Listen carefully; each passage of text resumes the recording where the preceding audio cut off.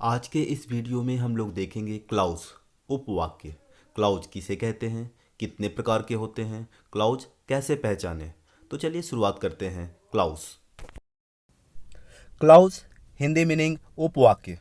किसी बड़े वाक्य के वे छोटे छोटे वाक्य जिनसे एक बड़ा वाक्य बनता हो और इन वाक्यों की अपनी एक मुख्य क्रिया होती हो, तो ऐसे प्रत्येक सेंटेंस को क्लाउज कहते हैं। For example, I bought a new bicycle last month. पिछले महीने मैंने एक नई साइकिल खरीदा। इसमें कितना क्लाउज है? One clause. Next, when I reach to the market I met with my close friend. जब मैं बाजार पहुंचा मैं अपने मित्र से मिला। यहाँ आप देख रहे हैं, यहाँ पर एक sentence when I reach to the market and second I met with my close friend, इसमें दो क्लाउज है। Next, when I came here I talked my brother and he told me about his problem. जब मैं यहाँ आया मैं अपने भाई से बात की और उसने मुझे अपनी समस्या बताया।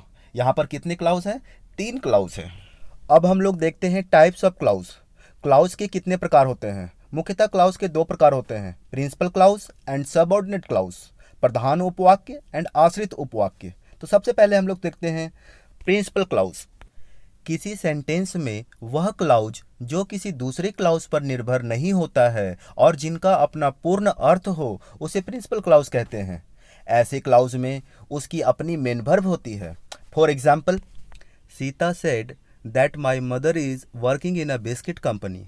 यहाँ पर सीता सेड प्रिंसिपल क्लाउज है क्योंकि यह एक पूर्ण वाक्य है और इसका अपना एक अर्थ है। दूसरा, सबऑर्डिनेट क्लाउज। जब किसी सेंटेंस में वह क्लाउज जिसका अपना पूर्ण अर्थ नहीं होता है और जो किसी दूसरे क्लाउज पर निर्भर हो, तो ऐसे क्लाउज को सबऑर्डिनेट क्लाउज कहते हैं। और ऐसे सबऑर्डिनेट क्लाउज अधिकतर that, if, when, since, because इत्यादि से शुरू होते हैं। For example, Sita said that my mother is working in a biscuit company. हम लोग पहले ही देख चुके हैं सीता सेड प्रिंसिपल क्लाउज है, क्योंकि इस क्लाउज में इसका कंप्लीट मीनिंग शो हो रहा है, जबकि that my mother is working in a biscuit company दूसरा क्लाउज है जिसका कंप्लीट मीनिंग प्रिंसिपल क्लाउज में डिपेंड है, इसलिए यह सबऑर्डिनेट क्लाउज होगा। अब हम लोग देखते हैं टाइप्स ऑफ सबऑर्डिनेट क्लाउज। पहला, नाउन क्लाउज, संज्ञा उपवाक्य। दूसरा, एडजेक्टिव क्लाउज, विशेषण उपवाक्य। तीसरा, एडवर्ब क्लाउज, क्रिया विशेषण उपवाक्य। तो सबसे पहले नाउन क्लाउज।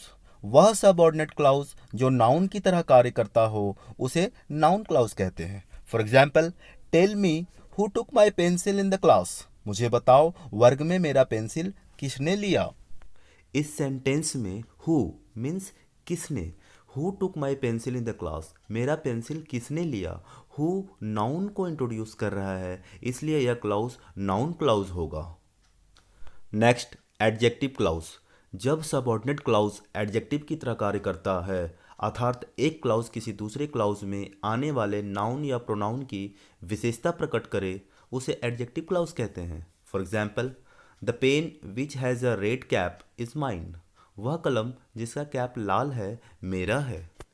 यहाँ हम देख रहे हैं विच हैज़ अ रेड कैप, जिस कलम की कैप लाल है मीन्स यह कलम की विशेषता बतला रहा है, इसलिए यह एडजेक्टिव क्लाउज होगा।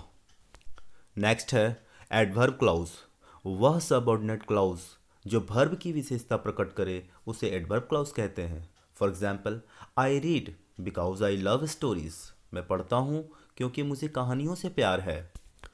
इस सेंटेंस में हम देख रहे हैं बिकॉज लव को इंट्रोड्यूस कर रहा है। लव एक वर्ब है, इसलिए यह एडवर्ब क्लाउज होगा। दोस्तों, जानकारी अच्छी लगी हो तो चैनल को लाइक, शेयर, सब्सक्राइब जरूर करें। Thank you.